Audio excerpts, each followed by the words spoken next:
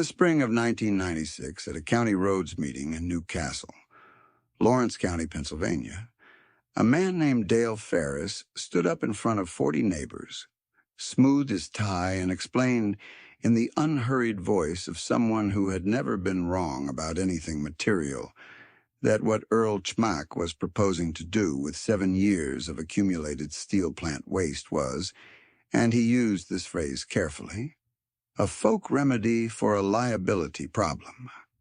Dale had a civil engineering degree from the University of Pittsburgh, a title on his business card that read, Director of Waste Operations, Harwick Steel, and a chart on an overhead projector showing the chemical composition of basic oxygen furnace slag, as though the chart settled the matter. Earl sat in the back row in a canvas work jacket that had seen 4 winters without being replaced, and he did not say anything. He drove home on a gravel road past the southern edge of his land, where the slag pile was already 6 feet high along the fence line. And he let Pepper out of the truck cab, and the beagle ran the fence while Earl stood and looked at what 40 of his 90 acres had received and was still receiving. And he thought about his father's ledger. 16 years later, in the summer of 2012, Earl Chmack sat at the kitchen table in the same farmhouse where he had grown up along the Monongahela bottomland and read a bank statement that reflected cumulative aggregate sales of $2,310,000. The number had arrived on a page the way a verdict arrives, quietly and without drama, and it took Earl a moment before he closed the folder and called his granddaughter Nina in from the processing yard to show her. She had seen the ledgers. She knew how it had built, but seeing the total that way, stacked and confirmed, she stood at the table for a long time without speaking. Pepper was at Earl's feet. The slag pile that Dale Ferris had called a folk remedy had been worth a great deal more than the folk had been told. Let me tell you how it started. Because it did not start with a plan. It started with a piece of paper and a man who did not have money to fight. Earl Smock was 67 years old in 2012, and he had worked the same 90 acres along the Monongahela bottomland in Lawrence County for the better part of 4 decades. He was known in the county for 2 things: an absolute reluctance to borrow money and an ability to read the land around a steel plant the way another man reads weather. His father, Stanko Chmack, had run a small coal refuse processing operation on that same bottomland in the 1950s, sorting and grading the material that came off the preparation plants along the river into sellable coal fines. And before Stanko died, in 1979, he left Earl a ledger, cloth-covered and water-stained, in which he had recorded the gradation specifications for every material he had ever processed, the screen sizes, the fines percentages, the compaction test results Stanko had run himself with a borrowed machine, and in his own cramped handwriting, the note that aggregate is aggregate, if you understand its character. Earl had read that sentence at 17 and had not forgotten it. By 1989, Harwick Steel was looking for land near their Lawrence County furnace operation where they could deposit basic oxygen furnace slag, the dense, glassy byproduct left when impurities are drawn out of molten steel. Slag was not illegal to deposit, but it required permitted land and a cooperative landowner. Most landowners in the county wanted nothing to do with it. Earl signed the acceptance agreement in March of 1989. The terms gave Harwick the right to deposit on 40 acres of his bottomland in exchange for $40 per acre per year. Earl's neighbors thought he had lost his direction. His land was already low-lying and prone to wet springs, and now a steel plant was going to pile industrial byproduct on the east half of it. The county extension office sent a man out in April who stood at the fence line and shook his head in the particular way of a man whose concern was genuine and whose model was incomplete. That man was a junior operations engineer named Dale Ferris. He was 33 years old that spring, trim and careful and sincere, with a kind of methodical intelligence that performs well when the variables stay inside the model. He looked at the first load of slag going down behind Earl's fence, and he said, in a voice that was not unkind, that this was just waste, Mr. Chmack, and that Earl would want to think hard about long-term soil interaction. Earl thanked him. Then Earl went back to the house and opened his father's ledger to the page where Stanko had written the density figures for blast furnace slag from the Duquesne works in 1954. Let me tell you what slag actually is, because most people who have heard the word have not seen a pile of it up close, and the misunderstanding's the whole story. Basic oxygen furnace slag is what remains when a charge of molten iron is refined into steel by blowing high-purity oxygen through the melt. The oxygen burns off carbon and other impurities, which combine with a flux of lime and dolomite added specifically for this purpose, and the result floats to the surface as a molten mineral mass that is poured off and allowed to cool in open pits or on flat ground. When it cools, it is dense, hard, and crystalline. It is not soft. It does not dissolve in rain. It is heavier than natural limestone and harder than most crushed gravel. And its rough, angular surface, when processed to size, locks together under load the way angular aggregate always does, resisting the shear forces that cause a gravel surface to rut and roll in wet conditions. Compaction tests in the 1980s and 1990s consistently showed BOF slag outperforming crushed limestone on bearing capacity at equivalent gradations. It is, in other words, exactly what you want under a driveway or a haul road. There's a complication, and it is a real one, and Dale Ferris was not inventing it. Fresh slag contains free lime, calcium oxide that has not yet combined with the water, and when free lime absorbs moisture, it expands. A driveway built with fresh, uncured slag will heave and crack and create exactly the kind of problem that generates lawsuits and midnight phone calls from unhappy contractors. This is the legitimate technical objection that Dale's chart was making, and the objection was not wrong. What the chart did not account for was time. Exposed slag, rained on and frozen and thawed across a period of years, completes a process that materials engineers call carbonation and hydration. The free lime absorbs water and carbon dioxide and converts into calcium carbonate and calcium hydroxide, compounds that are stable, non-expansive, and chemically inert in road-based applications. The process takes 2 to 4 years outdoors for most slag gradations, depending on the particle size, the rainfall, and the freeze-thaw cycles the pile experiences. After carbonation completes, the material is geotechnically inert and mechanically superior to most natural aggregate. The aggregate industry had recognized this in specific applications since the 1960s, and AASHTO had published gradation standards for reclaimed slag aggregate by the late 1970s, though acceptance by individual state and county road programs was uneven. Stanko Chmack had recorded this process in 1954 in language he got from an old-timer at the Duquesne works, calling it the weathering cure and writing the year at which he considered a given pile safe to process. His son Earl had been reading the slag pile behind his fence since 1989 and noting its condition in a green spiral notebook he kept on the same shelf as his father's ledger. He walked the pile every spring and fall from 1990 onward, the way a man walks a field for drainage or a pen for foot problems, systematically and without hurry. In the early years, the fresh slag was hot to the touch on sunny days, a byproduct of the lime hydration working out. And Earl recorded this and moved on. By 1994, the oldest deposits had cooled. By 1995, they had stopped expanding when he ran water over test cores. In 1997, the oldest sections of the pile, 8 years in the open air, passed every test he ran with his hands and a hand tool.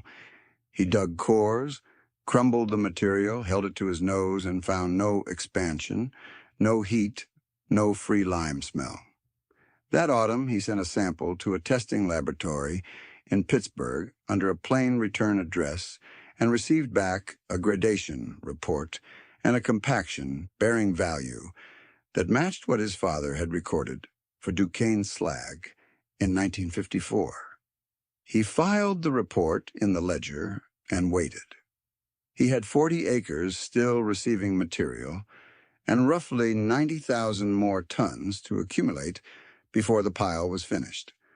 While Earl waited, his neighbor Lou Brennick was doing what most people in the small aggregate business were doing in the mid-1990s, which was borrowing money and buying equipment. Lou was 58 in 1993, a good-natured man with a strong handshake and a habit of finishing every conversation with a statement about what the market was going to do next. In 1993, Lou signed a quarry lease on 40 acres of limestone ground 8 miles north of Earl's land, financed a primary jaw crusher, and a screen plant for a combined note of $220,000 at 8.25% over 10 years, and was crushing and selling limestone aggregate by 1994. By the late 1990s, he was delivering crushed limestone at $17 a ton to contractors across 3 counties, and his operation looked, from a distance, exactly like what a successful small aggregate producer was supposed to look like. The equipment was painted in service. The crusher ran on schedule. Lou's quarterly payments were made on time, which meant he owed the bank whatever the balance was that morning, plus whatever it would cost him to keep 3 men employed and a machine running through the next frost. Earl watched. He said nothing unkind about Lou's operation because there was nothing unkind to say. Lou was doing solid work with a sensible product and a sensible method. The only question was the arithmetic underneath the confidence, and that question did not become visible until the variables changed. It was also in this period, in 1996, that Dale Ferris made his public statement at the county roads meeting. He had been promoted to Director of Waste Operations by then, and had attended the meeting at the invitation of the County Roads Commissioner to address questions about Harwick Steel's slag deposit program. A contractor in the audience had asked, in front of the assembled landowners, whether the slag being deposited on the Comac property could eventually be tested and accepted as road-based material. Dale had answered carefully and at length, citing the free lime expansion risk, the liability exposure for any municipality that accepted uncertified industrial byproduct as fill, and the absence of AASHTO specification coverage for BOF slag in the county's current road-based contract language. He was not wrong about any of those things. He called what Earl was attempting a folk remedy for a liability problem, and 40 people in that room heard a credentialed engineer with a chart agree with their existing instinct, and the room agreed with him. Earl did not challenge him. He drove home and fed Pepper and wrote the date in the margin of his notebook, next to the test report from Pittsburgh, which showed compaction values the county road-based contract would have accepted without modification if anyone had submitted them. If you have ever watched someone dismiss a thing they did not understand with the full confidence of their credentials, and then seen that same thing proven right by something those credentials could not prevent, you might recognize what comes next. If you have sat in that back row, you know the particular discipline it requires. We are glad you are here for this one. Harwick Steel curtailed its dumping operation in 2004 when the furnace line went to reduced production cycling. The last load came in October of that year, and by then the accumulated slag behind Earl's fence ran to approximately 140,000 tons spread across 40 acres of river bottom land. The material had been depositing since 1989, which meant the oldest section had been weathering for 15 years and the most recent for less than a year. Earl spent the winter of 2004 and most of 2005 walking the pile section by section, digging cores, crumbling samples, recording dates in the green notebook. The oldest 8 sections, covering roughly 90,000 tons in the northeast corner of the 40 acres, passed every test he ran by hand. The remaining 50,000 tons he marked with cedar stakes and a handwritten date for rechecking in 2007. In January of 2005, Earl leased a portable jaw crusher from a Pittsburgh equipment firm at $4,200 a month. He hired 2 men from the county, built a screening deck beside the crusher from salvaged steel, and began processing the cured northeast section into 3 gradations: coarse driveway and parking lot surface at 3/4 inch minus, medium road base at 1.5 inch minus, coarse fill at 2 inch minus. He built a small platform scale at the gate and opened for business at $11 a ton, pickup only. Delivered price was $14.50 a ton within 30 miles. He ran a single ad in the Lawrence County Shopper, 3 lines, no promises. The first contractor who came to the scale house was a man named Gary Pell, who built commercial parking lots in Mercer and Lawrence counties and had driven past the processing yard 3 times before stopping to ask what was being sold. He walked the coarse driveway pile and ran his hand through the material and said he had never used steel slag for a surface course and was not sure his customers would want it. Earl said most people hadn't. He told Gary to take a pickup load, lay it on his worst 50 feet of access drive, run equipment over it for a month, and come back with his observations. Gary drove off skeptical. He came back in 3 weeks with a flatbed and a brother-in-law who built gravel roads in Crawford County. The brother-in-law said he wanted 500 tons for a county road haul surface, and could Earl deliver? Earl said yes. Word moved slowly in 2005 and into 2006, the way useful things move in rural Pennsylvania, which is person to person and reluctantly, with each referral requiring a month of deliberation and a physical visit to the pile before any money changed hands.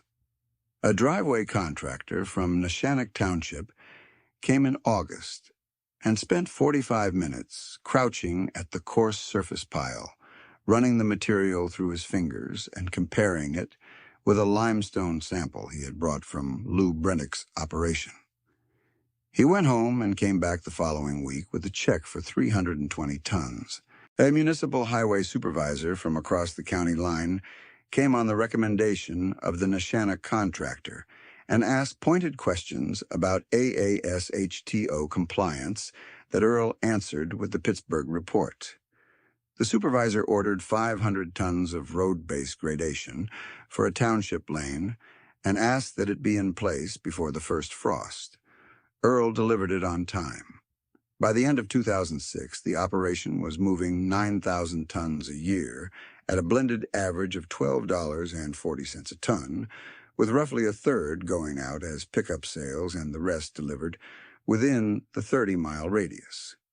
The crusher lease, the 2 men's wages, fuel for the loader, and incidental maintenance consumed about $6 a ton in operating cost. The net margin in that first full year of sales was just over $58,000 on roughly $112,000 of gross revenue. Earl paid down the crusher lease ahead of schedule. He bought Pepper a new collar. Lou Brennick's limestone operation was running well in 2006. Crushed limestone delivered at $18.50 a ton was competitive, and Lou was moving 12,000 tons annually to road contractors, municipal maintenance crews, and residential builders across a 3-county radius. Lou had refinanced his original crusher note in 2002 to add a second screen plant, and the outstanding equipment debt stood at $380,000 in the spring of 2007, a figure he was comfortable with because the cash flow was servicing the monthly payment of $4,100 without strain, and the demand felt solid. Lou drove a truck that was 3 years old and ran advertising in 2 county papers and kept his quarry gate painted. He attended the same county roads meetings Earl attended, and at each one he shook hands with contractors and commissioners and came away feeling that his position in the market was secure. It was secure, right up until the moment it wasn't. It was in the spring of 2007 that Nina Smack came back to Lawrence County. She was 29 then, with an environmental engineering degree from Penn State and a caution about contaminated sites that her education had installed in her, the way a pilot's checklist is installed, reflexively and at depth. She had heard the story of the Slag acceptance agreement growing up. In the partial way families hear stories about one member's decisions that others considered questionable, which is to say she had the facts without the mechanism. She had come back, she said, to help with the processing operation through the summer. What she had actually come back to do, with full intent, was find the problem.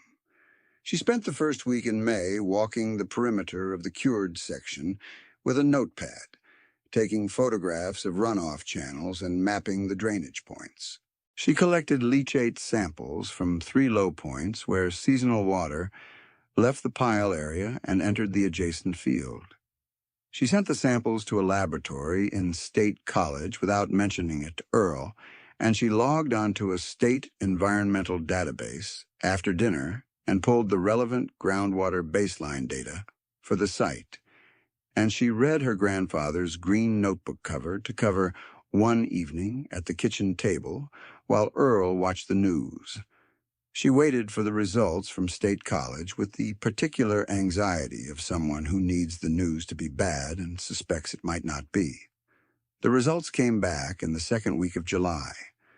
The BOF slag weathered 15 years on the oldest sections and a minimum of 3 years on the newest material still in the uncured inventory, showed pH values in the acceptable range for road base fill, specific conductance within county agricultural groundwater standards, and leachate chemistry consistent with ordinary weathered limestone. There was no free lime signal. There was no heavy metal migration above baseline. There was nothing in the laboratory report that a reasonable regulator would object to. Nina sat at the kitchen table with the State College reports and her grandfather's ledger opened side by side and was quiet for a long time. Then she asked Earl how he had known when the carbonation was complete, specifically, and what the hand tests were measuring. Earl got the green notebook and set it beside the reports and walked her through it section by section, starting with the entries from the spring of 1990.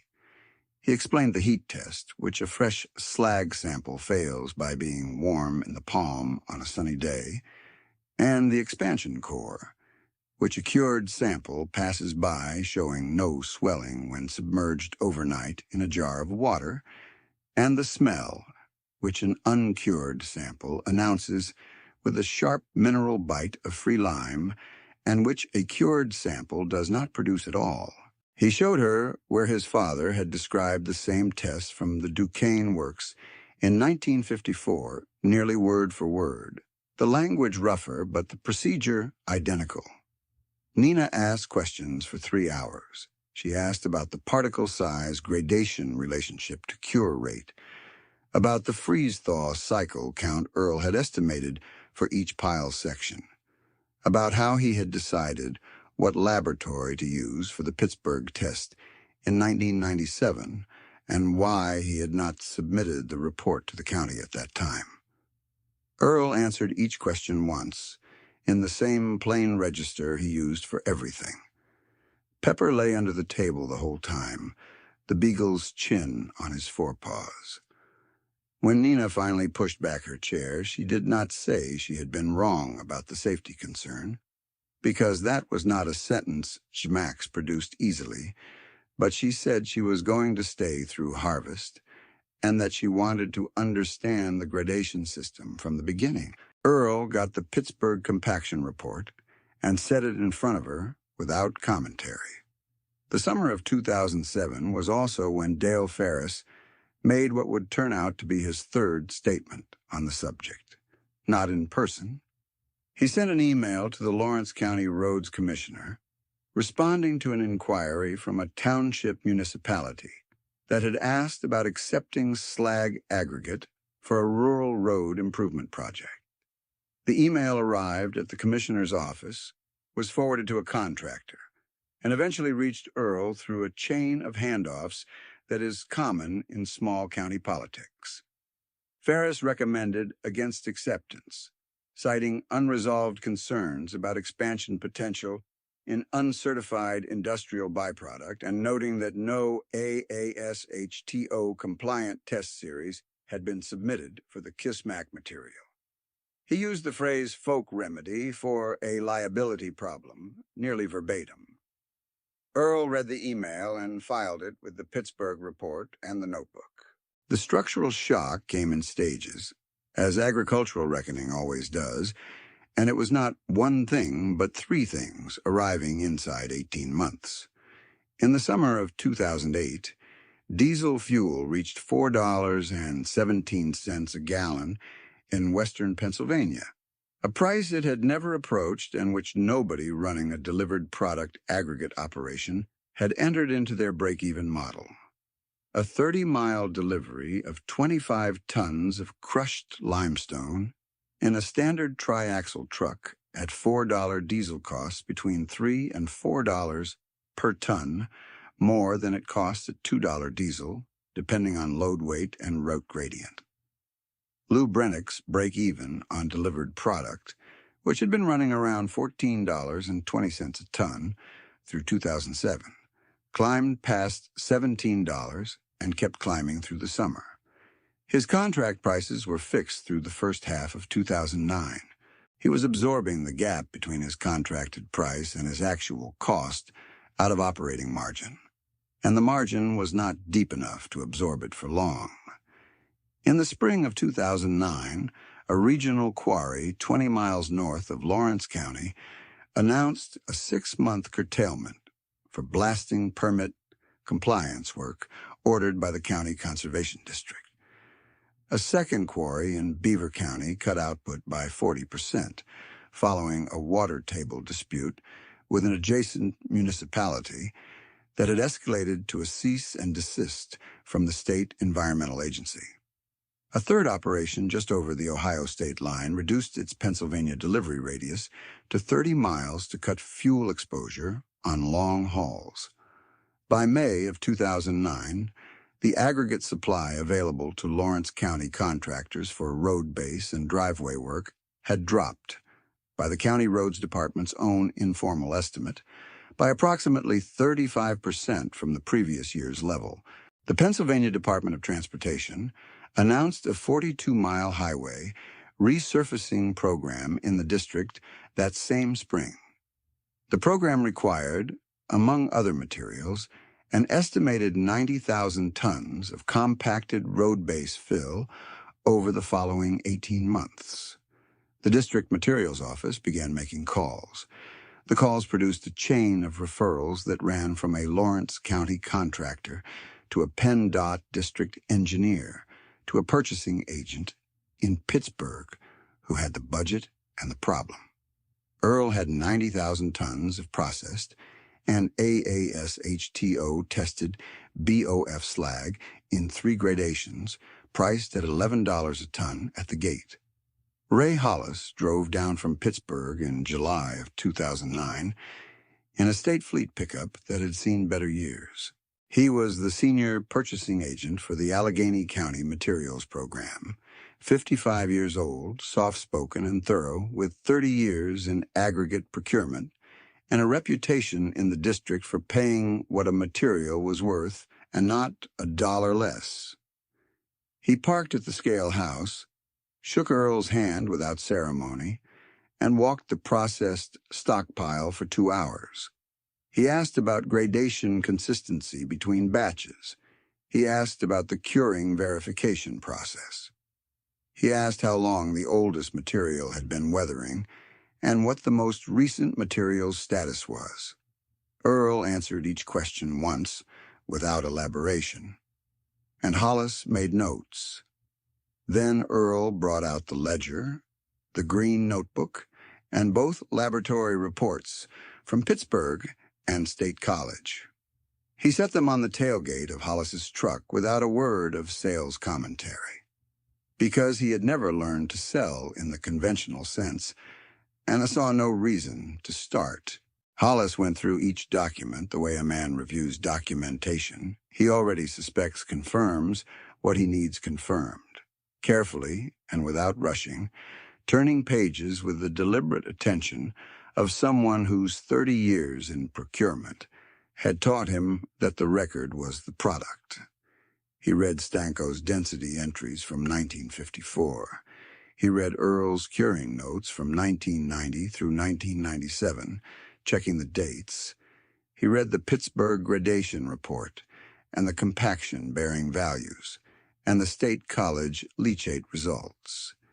Then he went back to the pile and lifted a handful of the coarse road-based gradation and held it at eye level in the afternoon light, the angular slag fragments catching the sun the way crushed limestone does, but denser, the edges sharper.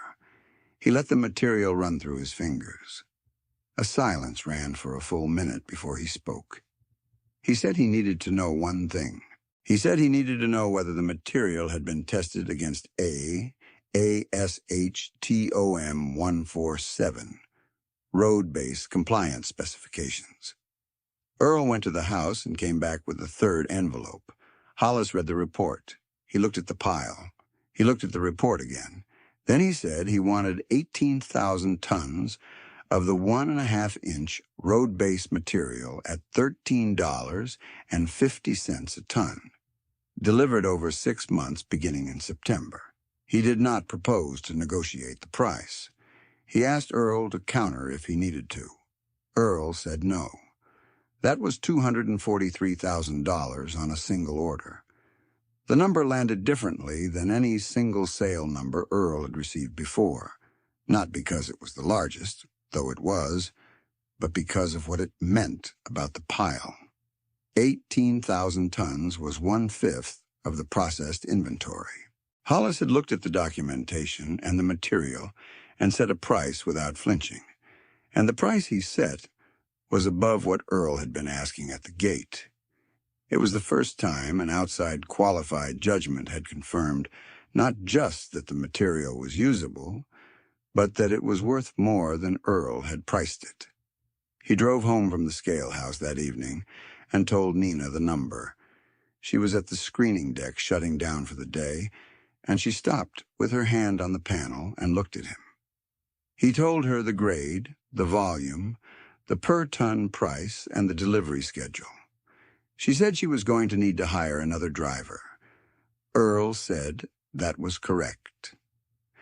Hollis called Dale Ferris's office that week as a courtesy to inform the steel company that their former deposit site was now an active aggregate source under a county materials contract.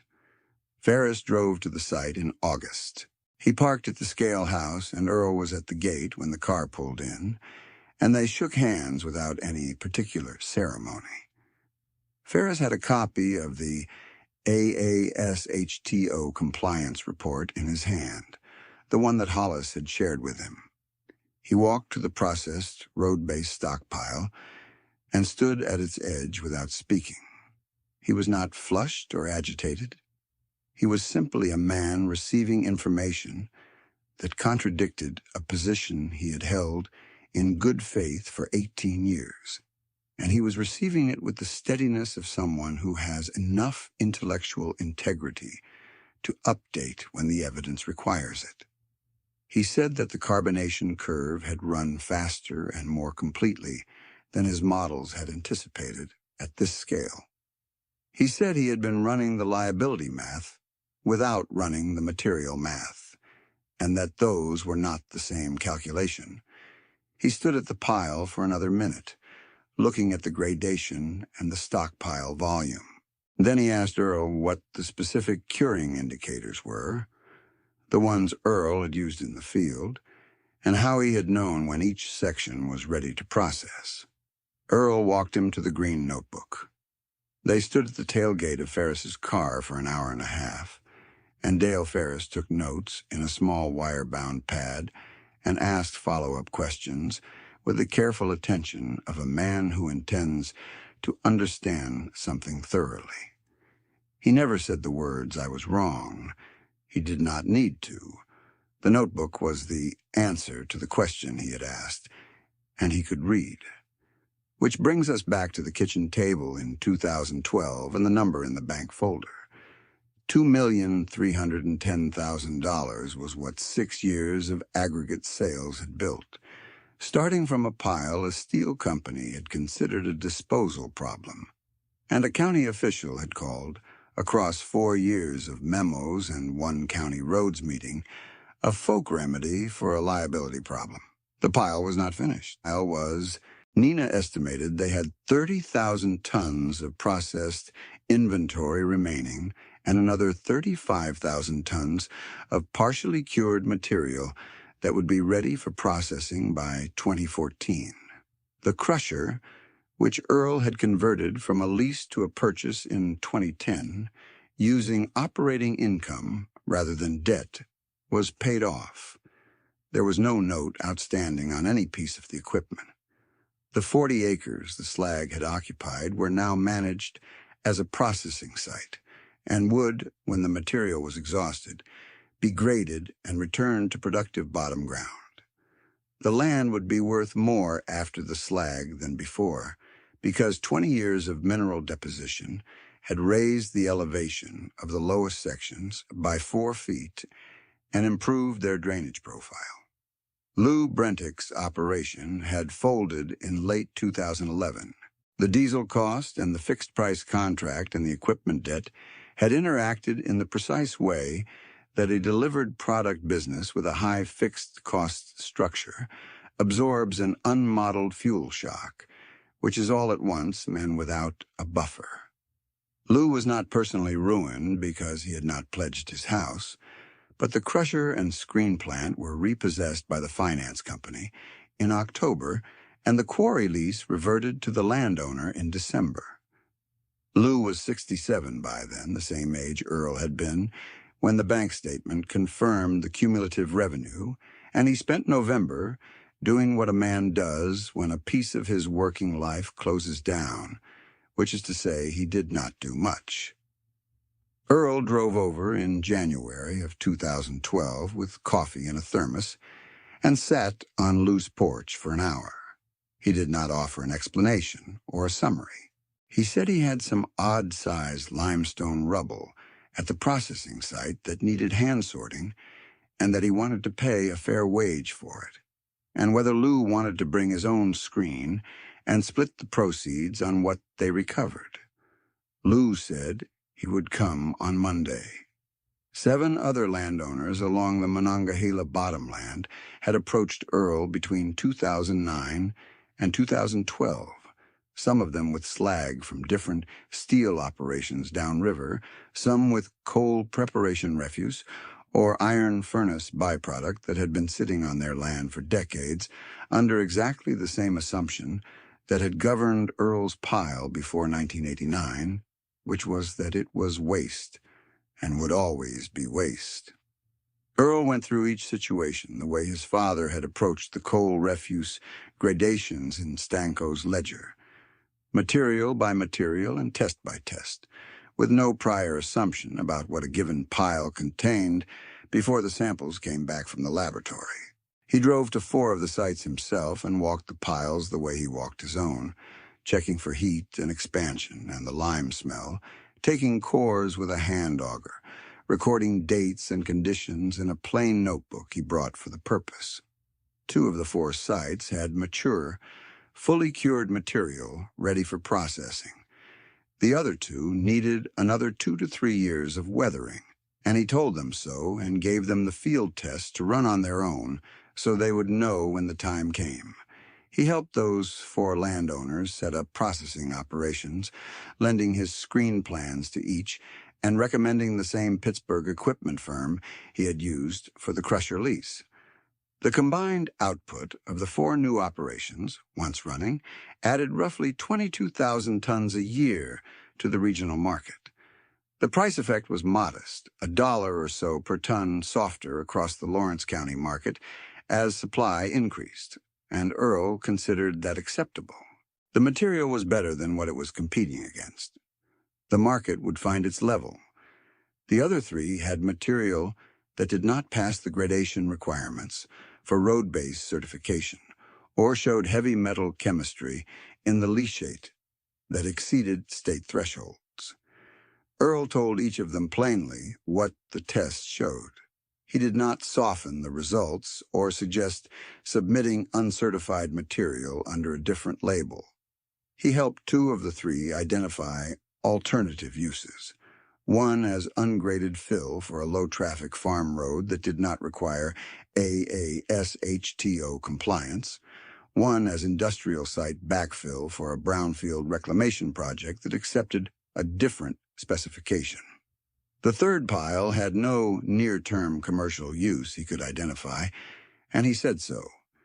Nina registered the aggregate cooperative in Lawrence County in early 2013 under a name that meant nothing to anyone who did not already know the members. She had taken over the day-to-day operation the previous fall, building out the laboratory protocol and putting the AASHTO testing on a formal quarterly schedule. She hired a 3rd man for the processing yard and began keeping a set of records that would hold up to a county audit or a state site review, which was the kind of thinking that a Penn State environmental engineering degree produced, and which Earl was glad to have without having had to acquire it himself. She brought Stanko's ledger from the house to the scale house office, where it sat on the shelf beside Earl's green notebook, and the current laboratory binder. Visitors to the scale house sometimes noticed it and asked what it was. Nina would tell them it was the operating manual. That was accurate. That was exactly what it was. Dale Ferris retired from Harwick Steel in 2013 and, in the months before he left, produced a short internal technical paper on BOF slag weathering curves and free lime carbonation timelines at ambient outdoor temperatures in the Appalachian mixed weather zone. He cited Earl's green notebook test records and Nina's laboratory protocols as the primary observational data source, acknowledged that field measurement methods had confirmed what bench testing had not resolved, and stated plainly that the aggregate value of cured BOF slag had been underestimated in Harwick's operational planning. He sent Earl a copy with a note written on company stationery. The note said that Ferris had been measuring the wrong thing and that he was grateful the right measurements had been taken. Earl read it once and placed it in the back of Stanko's ledger, in the section after the last coal refuse entry. In the margin space his father had left blank. There are 2 ways to read what happened on that bottomland over 23 years. One reading says that a man got lucky, that a steel plant happened to deposit its byproduct on his ground, that fuel prices happened to spike, and quarry supply happened to contract at the moment his material was certified and ready. That reading exists. The facts it assembles are accurate. The other reading says that luck is what happens when a man reads his father's ledger carefully enough to understand that the word waste is not a material description. It is a commercial judgment made by someone who cannot see the use. That the weathering cure was not a discovery Earl made in 1997. It was a patience he maintained across 15 years, testing the same pile section by section, while everyone around him was measuring liability, and he was measuring carbonation. That the aggregate market did not save him because the market had been correct about him at any point. What saved him was that he had been right the whole time, and the market eventually reached the moment when it could not afford to stay wrong any longer. What a system calls waste is often just value without a certified purchaser yet. What a system measures is not always what is there. Dale Ferris was not a foolish man. He was a precise man whose precision ran inside a smaller set of variables than the world actually contained. And when the evidence handed him a variable he had not modeled, he updated, which is the most honest thing a precise man can do, and less common than it should be. On a morning in October of 2013, Earl sat on the tailgate of his truck at the edge of the processed stockpile and watched Nina run the first crusher pass of the day, the jaw crusher feeding the screen deck in a steady rhythm, the coarse material falling into the bin, the fines moving on the conveyor to the side pile. Pepper was beside him on the tailgate, the beagle's ears turning in the river wind off the Monongahela. Earl had his father's ledger on the seat inside the cab. He was not planning anything particular. He was watching the material move and listening to the machine and thinking about his father's handwriting on that first page. Aggregate is aggregate, if you understand its character. The pile that everyone had called waste had a character. Earl had taken the time to understand it. That was the whole of it.